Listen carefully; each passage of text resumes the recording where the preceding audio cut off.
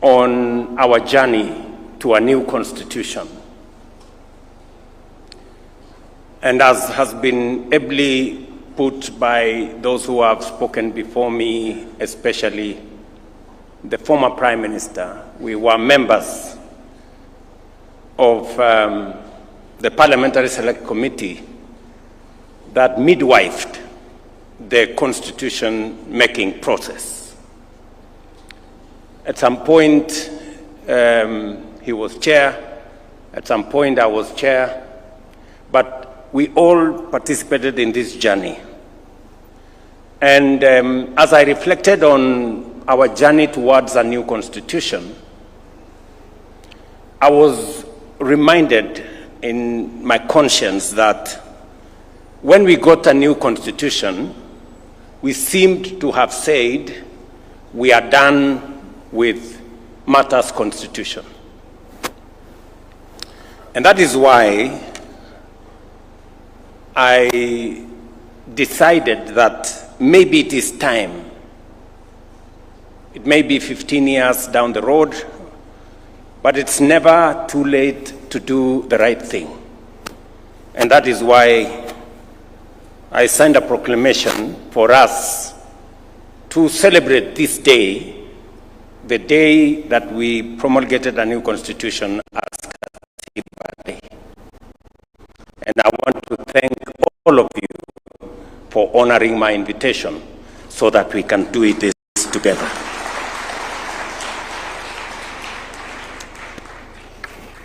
As I reflected on how this should be done, I also was informed by the journey. What we discussed during the constitution-making process is that we had too many holidays. That was actually one of the problems we had, and that is why there was an attempt by the new constitution to consolidate national holidays, that there were too many.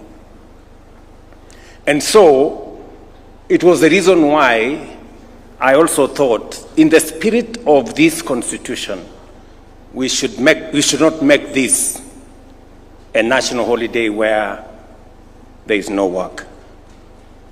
And partly why I thought maybe we should have this occasion in the afternoon so that people can work in the morning. It was my thinking. But maybe we can refine that as we go forward. But the Constitution of Kenya 2010 was born out of people's deepest desire for justice, inclusivity, and dignity. We longed for a country where power belongs to the people, where no Kenyan is left behind, and where rights and freedoms are guaranteed for all. Today, on the 15th anniversary of the enactment of the Constitution, we celebrate Katiba Day to honor the covenant and to renew our fidelity to its vision. This constitution is acclaimed across the world as one of the most progressive and transformative. It is our solemn duty to preserve it, protect it, and to ensure its full implementation. Ladies and gentlemen, our constitution was born out of hard and painful lessons. The tragic events, for example, of 2007-2008 remind us how far our nation could descend when institutions fail, when resources are hoarded by a few, and when divisions are cynically exploited. From that moment of crisis, we made a solemn resolve: never again. Never again would Kenya be brought to the brink of collapse by impunity and injustice. For we knew that we, as a people, deserved better, and our country demanded better. Katiba 2010 became our national testimony, our solemn vow to build a free, democratic, inclusive, and united Kenya. Over the past 15 years, we have walked that journey. We have injected life into this great chapter. Fellow Kenyans, as stipulated in Article 174, devolution has come alive. It has fostered equity by distributing resources fairly and addressing historical imbalances. Many have been mentioned. Matters to do with health. Many counties, for the first time, had doctors in facilities. We've been told about the first cesarean session done in Mandera County for the first time under devolution, and many testimonies could follow. Since the birth of devolution 12 years ago, the national government has transferred a total of 4 trillion to counties. Today, every corner of Kenya has a functional county government, closer to the people than ever before. From my first day in office, I affirmed that devolution would not merely be a constitutional provision, but the crown jewel of our democratic governance. I pledged to accelerate the full transfer of all outstanding devolved functions as assigned in the 4th schedule of our Constitution, together with the requisite resources.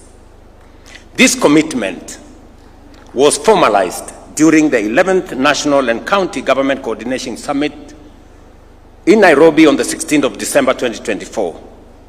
Today, all 14 devolved functions have been conclusively delineated, unbundled, and formally gazetted, eliminating long-standing ambiguities that hampered service delivery and fueled intergovernmental disputes. To further underscore this commitment, 2 weeks ago, I signed into law 2 landmark pieces of legislation: the County Public Finance Law Amendment Act of 2023 and the County Allocation of Revenue Act 2025. In line with Article 217 of the Constitution, these laws reinforce the principle of equitable revenue sharing among counties, guarantees fairness in the distribution of national resources, and empowers county assemblies to play their rightful role and clearly define the respective mandates of both national and county governments. Under my leadership, the national government is committed to support devolution by ensuring timely disbursement of funds and steadily increasing allocation to counties. Under the Division of Revenue Act 2025, we have allocated an unprecedented 415 billion to counties. As chairman of the Council of Governors, FCPA Ahmed Abdullahi has affirmed nearly 30 billion shillings more than last year's 387 billion. I know that my good friend Abdullahi has urged that we should enhance allocation to counties, and I have committed that we will continuously do that. But I also want to ask for the assistance of my county government leaders, the governors. The job of mobilizing resources is a very difficult job. As I mobilize resources nationally, I also want you to work with me and to assist me to mobilize resources at the county. Don't leave the business of mobilizing resources to me, because in the process of trying to mobilize resources so that I can transfer more to the counties, I have acquired names, including Sakayo, and you know it. And I know no county governor wants to raise resources locally although the law now exists for own source revenue, I would want to ask of you, governors, please, even as you urge me to transfer more resources because I have to mobilize, also look at the opportunity to mobilize resources locally. Even if you are called Sakayo at the county, it will not make any difference. It is still okay. Ladies and gentlemen, the Bill of Rights, enshrined in Chapter 4 of the Constitution, is the heart of our democratic order. It guarantees every Kenyan fundamental freedoms and socio-economic rights, including the right to education, health, housing, food, water, and dignity, as set out in Article 43. Over the past 15 years, we have worked diligently to breathe life into these rights. And I say this in the full understanding that for citizens of our nation to be able to enjoy our democratic credentials, to be able to enjoy the rule of law and constitutionalism, there are rights guaranteed under Article 43, social and economic rights, that are fundamental to citizens enjoying other rights. A Sikh, ignorant, uneducated,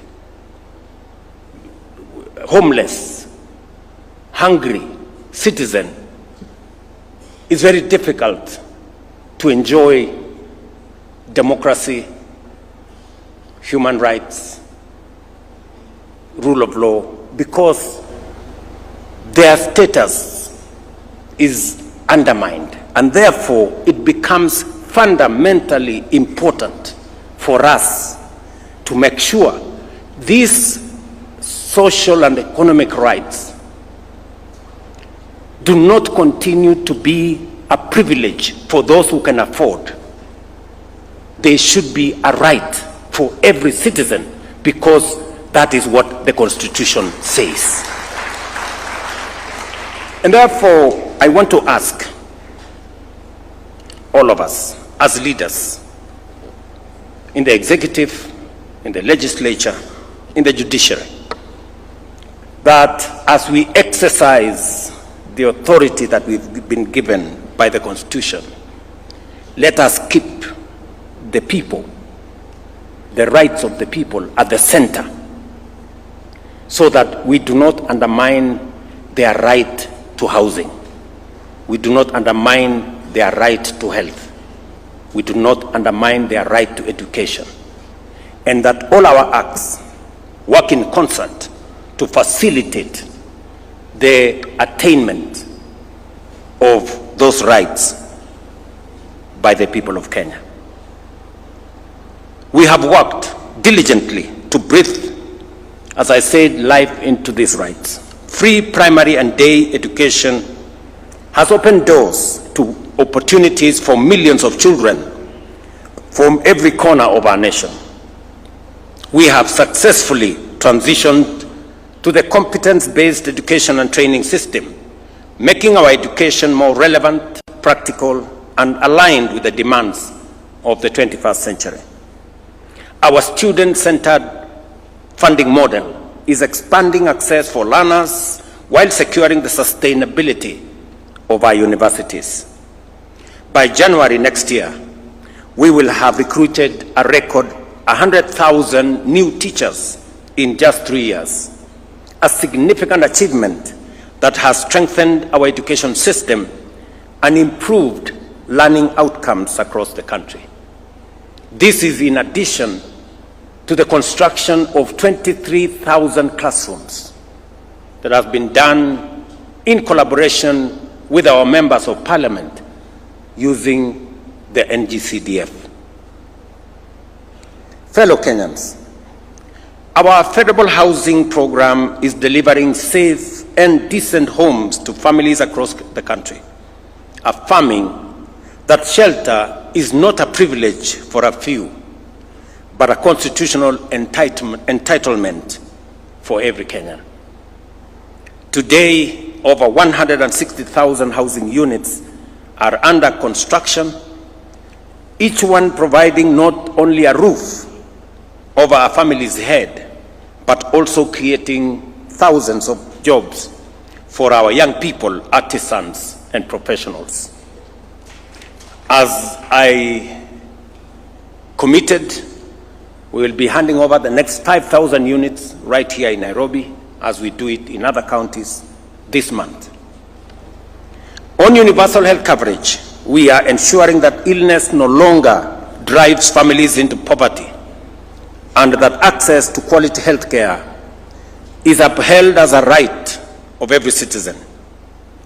Despite the inevitable challenges of transition, which are being systematically addressed, the progress is demonstrable and undeniable. As of today, 25.7 million Kenyans have registered with the Social Health Authority, a clear indication of confidence in this reform. Through SHA, we are delivering healthcare to millions of Kenyans in direct, practical, and impactful ways. I must commend the county governments for working in partnership for us to deliver on this commitment to the people of Kenya. Ladies and gentlemen, our independent constitution established under Chapter 15 of the Constitution are the pillars that safeguard the sovereignty of the people. The judiciary, parliament, and constitutional commissions operate independently to ensure justice is served, resources are protected, and leadership remains accountable.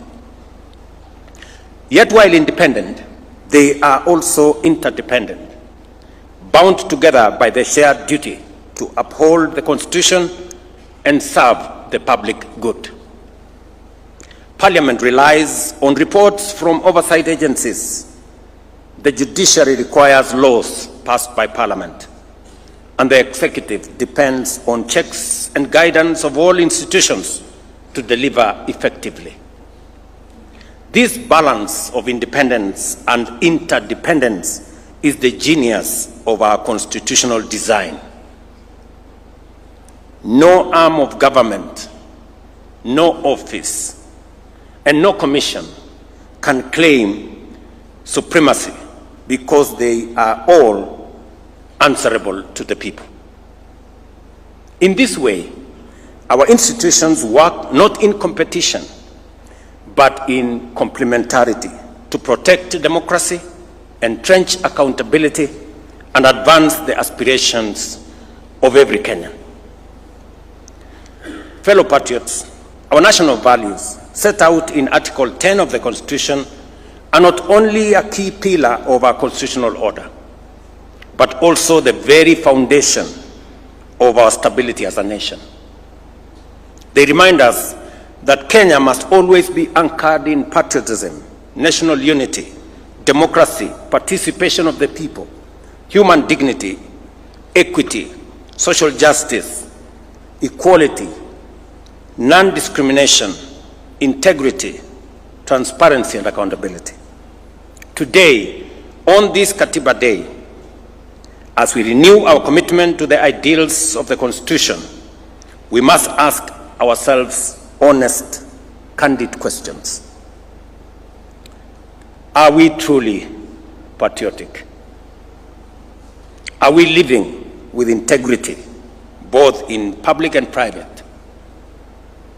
Are we inclusive, leaving no one behind? Are we accountable to one another and to our institutions and to future generations? Corruption is a serious threat to our progress as a nation. It undermines our Constitution, weakens our institutions, and erodes the well-being of every Kenyan. It is a fact that corruption exists in all arms of government and poses a serious challenge.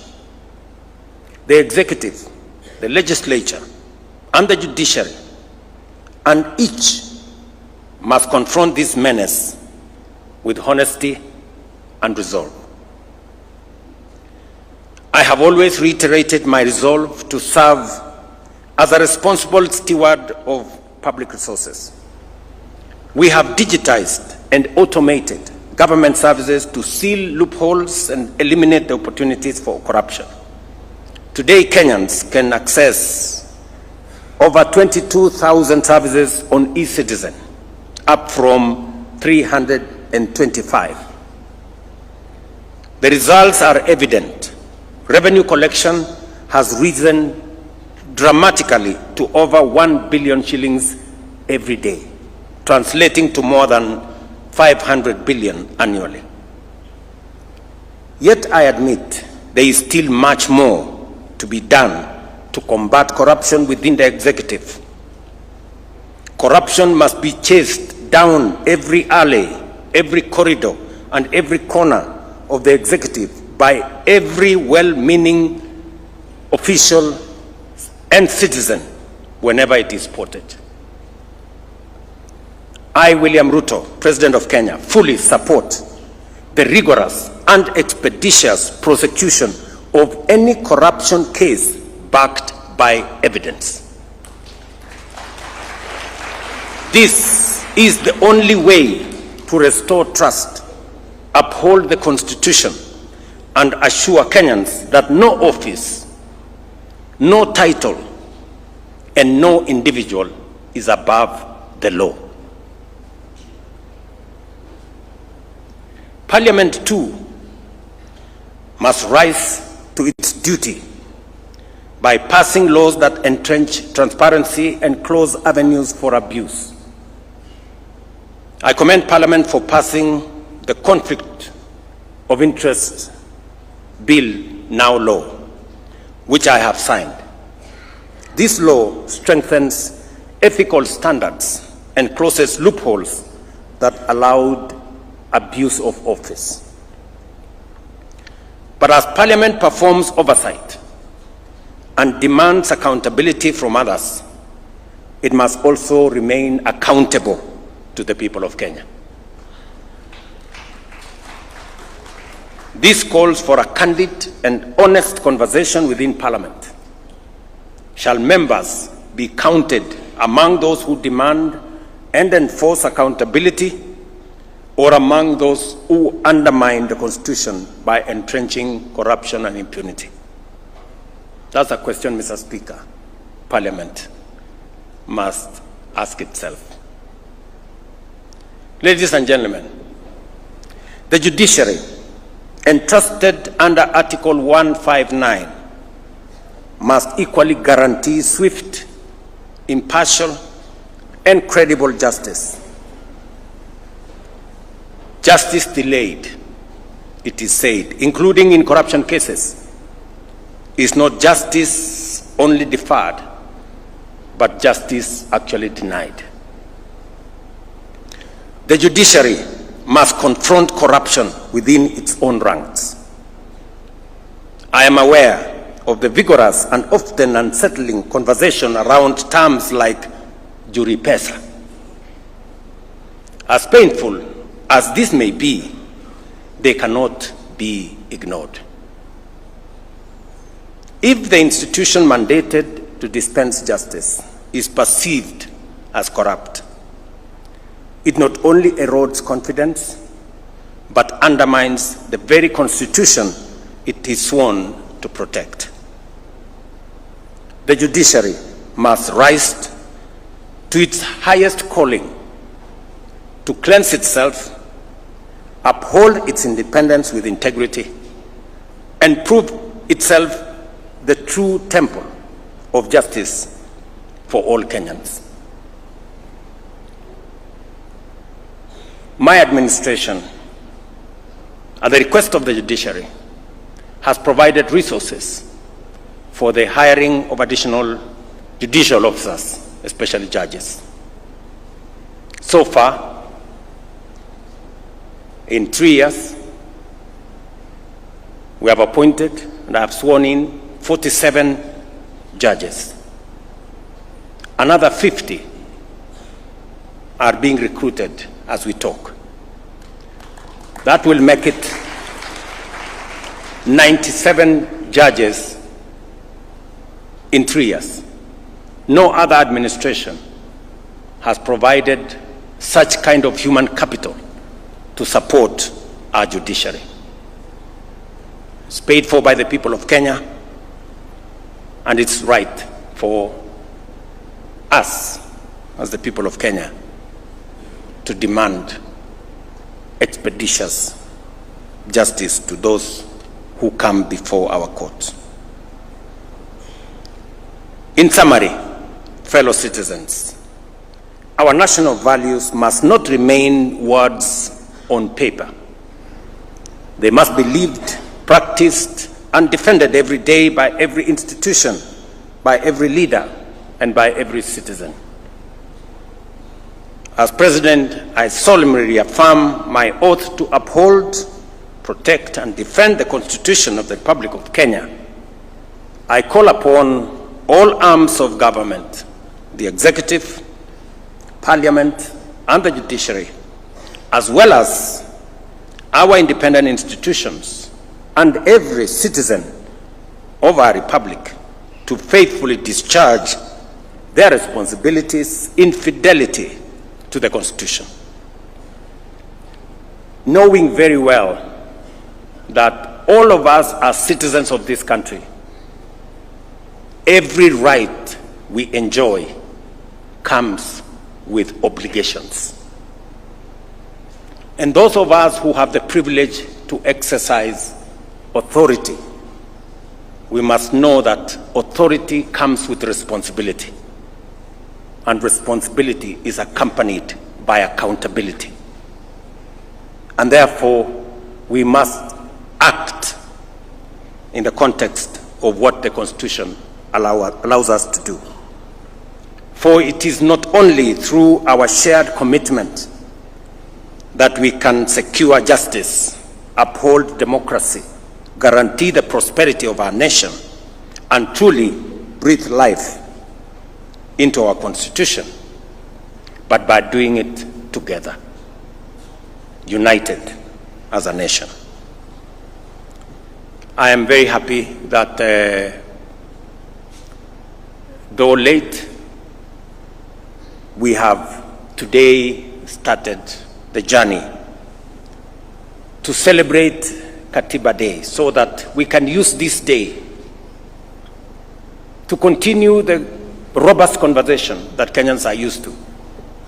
We have heard from the Right Honorable Raila Odinga the aspects that, in his view, require review. There are those who have other ideas.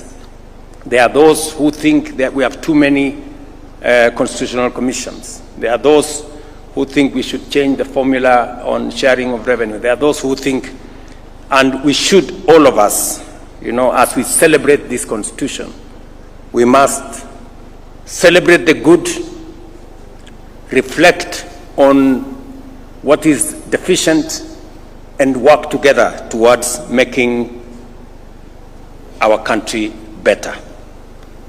With those many remarks, ladies and gentlemen, I thank you for your attention. Asante sana.